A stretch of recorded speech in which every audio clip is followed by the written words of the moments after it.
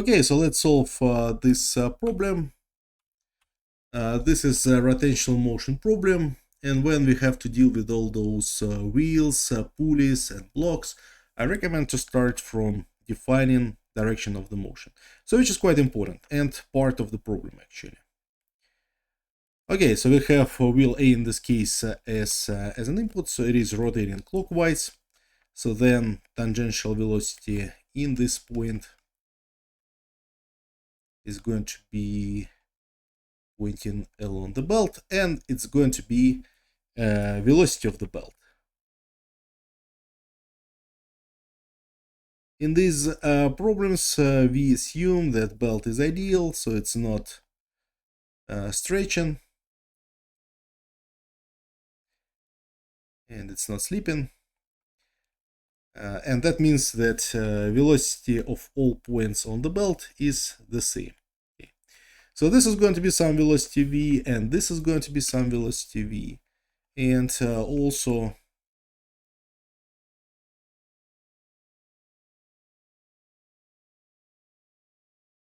velocities here are also going to be exact same velocity v. So it's here and there. So those are going to be same velocity v here, and it's going to be same velocity v there. As we can see that in this case, looking on the direction of our tangential velocities, that assembly of B and C will rotate in the counterclockwise direction when we have that cross belt setup. Pulleys and wheels on the other end, they're changing direction of rotation. Okay, so what does that mean? So that means that here our tangential velocity of C, so which is going to be velocity of D, and that means that D will move down. So it's going to move down some velocity D, and displacement S. Okay, so as a bottom line, so this is clockwise, this is counterclockwise, and this is moving down. Okay, so we have now everything defined from the point of direction of motion. Now we can start doing some calculations. First, we will convert our RPMs to radians per second. So this is quite common step in these problems, because that makes our units consistent. Okay, so we have our initial angular velocity of A 0 because we start from rest, and then the final velocity, angular velocity of A, is equal to 41 RPMs, and this is equal to, in one revolution, we have 2 pi radians, and in 1 minute we have 60 seconds. We will take our pi number, so we know that pi number is not rational. That means it has infinite tail, but we are going to take it up to the third significant figure. So it is 3.14. It's good enough for us. Multiplied by 2 multiplied by 3.14, so this is 6.28 divided by 60, and this is equal to, let's make this calculation. So we have 41 multiplied by 6.28 divided by 60, and this is 4.29 up to the third significant figure, and this is radians per second, and this is clockwise, right? Okay, so we are accelerating clockwise as well, so we have omega A, and also our alpha angular acceleration is also going to be clockwise. Okay, so we know that angular velocity behaves as follows. So when we have constant angular acceleration, so this is equal to initial velocity plus because here we are accelerating, so that is why we have plus. Direction of rotation is the same, so we are accelerating. So if we decelerate, so then sign is going to be negative, but here we accelerate. Plus multiplied by time, and time is 3.5 seconds. Okay, perfect. So now everything here is consistent. Our initial velocity is 0, and our acceleration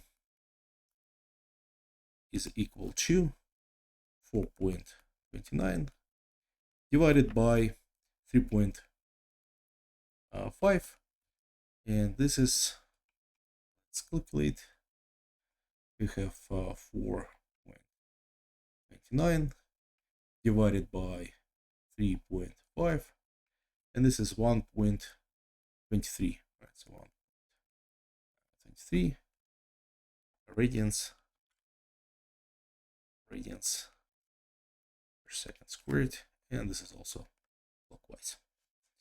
Okay, so this is done. Now we can calculate displacement. We also need displacement here, right? And displacement is equal to initial velocity is 0, initial displacement is 0, angular displacement and angular velocity, and we only have acceleration multiplied by time squared and divided by 2. So this is equal to 1.23 multiplied by 3.5 squared divided by 2. So this is equal to 3.5 squared multiplied by 3 and divided by 2.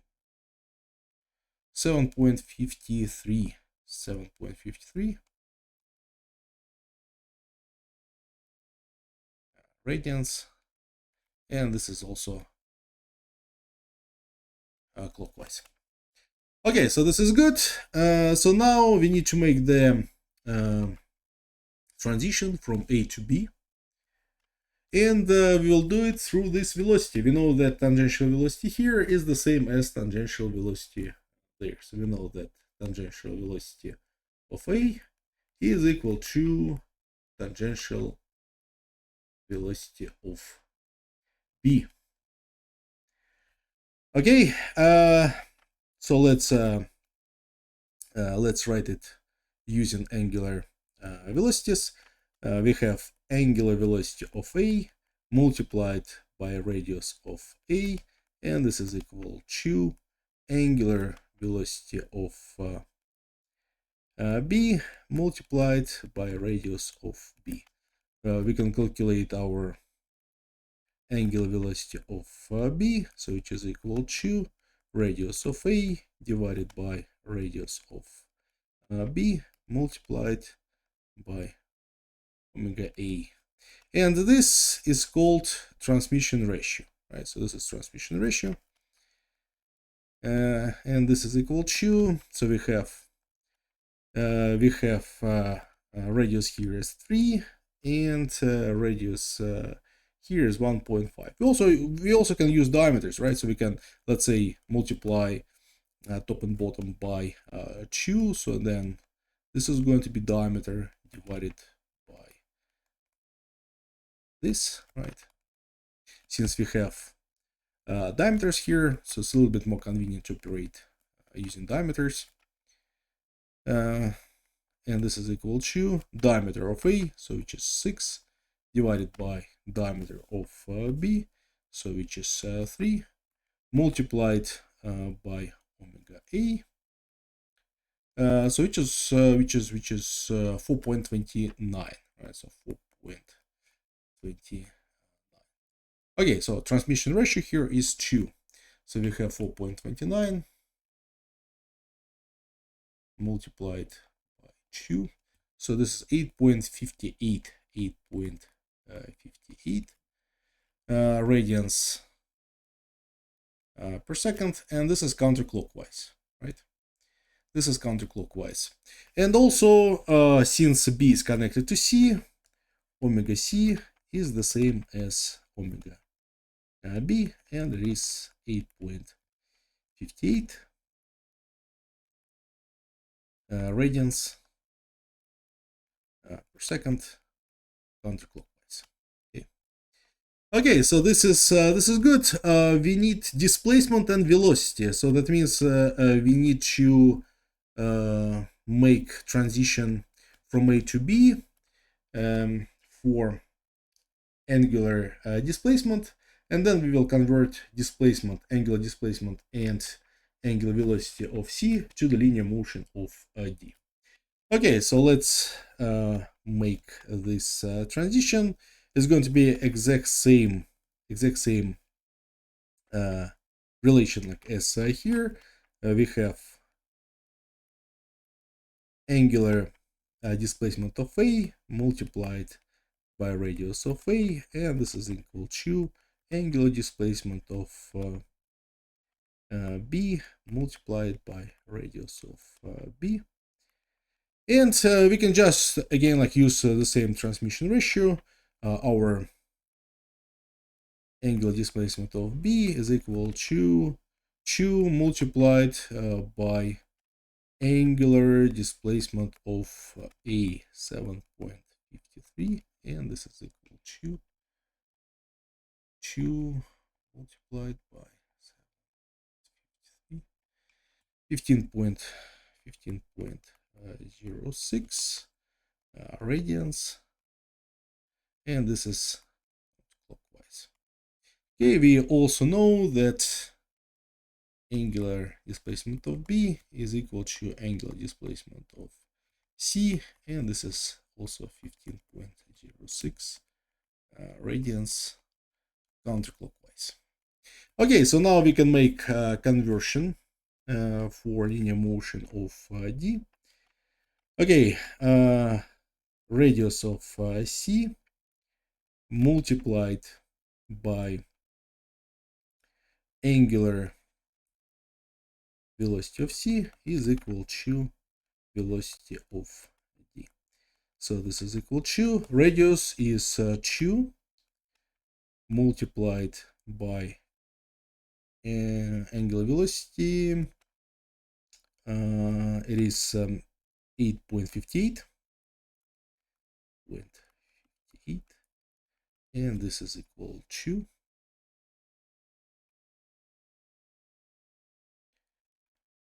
2 multiplied by 8.58, 17.2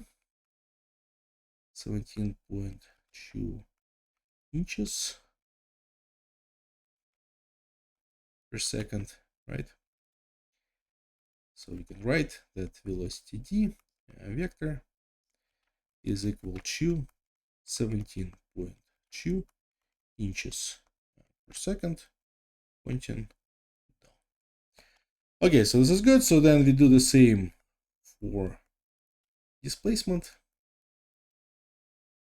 This is equal to displacement E.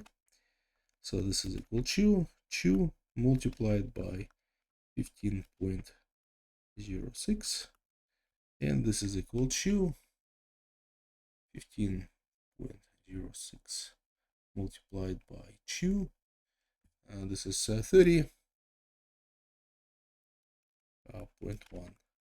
inches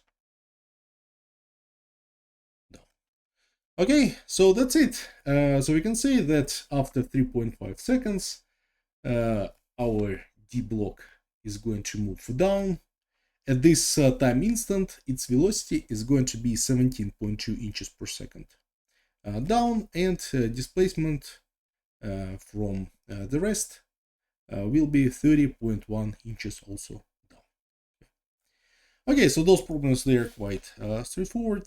So you just need to be careful when you make like this transition, when you make transition from one side to another side, and from rotation, like to translational motion of the block. So be careful with this. So where to use radius, where to use diameter. So you need to be careful with those definitions.